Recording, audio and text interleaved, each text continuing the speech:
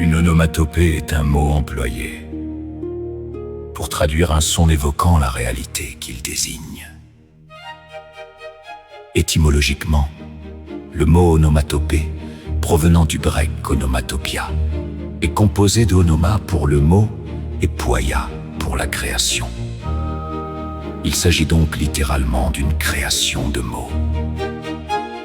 Très utilisés par les auteurs de bandes dessinées, les onomatopées tentent d'illustrer les actions sonores en les reproduisant à l'écrit.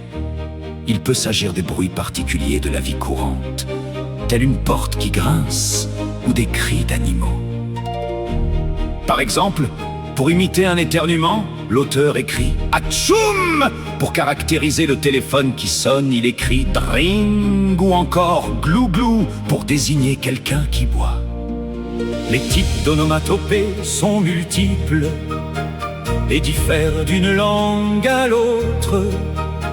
Les mots inventés imitent des sons pouvant aller du cri d'animal au bruit que font une personne ou une chose.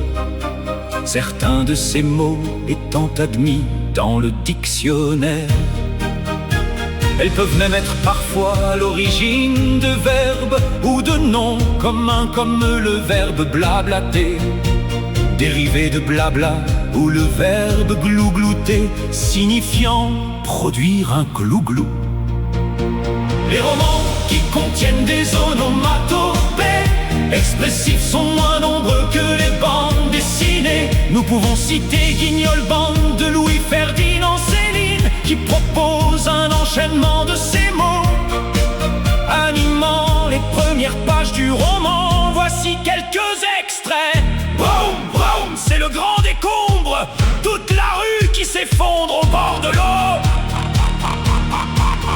Nous voici hissés en triomphe, l'escalade par-dessus les têtes, là-haut tout juché sur la foule. Valgue, un dur brelan, c'est la culbute, et Broumétime et Sainte-Marie est morte dans la musette aux ouragans. Tenez, tenez, pas d'importance, le monde là même s'est retourné, vieux parapluie tout fourbu mou, il a vogué dans les cyclones, tant pis pour lui. Roub et bing, brown, je l'ai vu passer sur le grand hôtel, il filait bien.